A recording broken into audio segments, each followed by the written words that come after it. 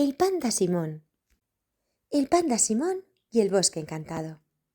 Simón, un panda curioso y aventurero, vivía en un hermoso valle rodeado de montañas verdes. Un día, mientras recogía bambú junto al río, escuchó un susurro extraño que venía del bosque.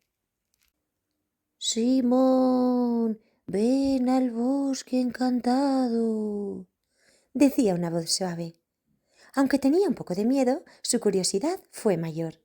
Simón entró al bosque y pronto se encontró con árboles que parecían hablar entre sí.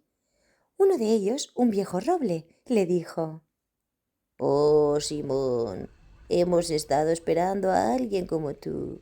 Necesitamos tu ayuda para encontrar el cristal perdido de la luna que da vida al bosque». Así comenzó su misión. A lo largo del camino, Simón tuvo que resolver acertijos de un búho sabio, cruzar un puente invisible con la ayuda de luciérnagas mágicas y enfrentar a un travieso zorro que intentaba confundirlo. Finalmente, Simón encontró el cristal en una cueva secreta.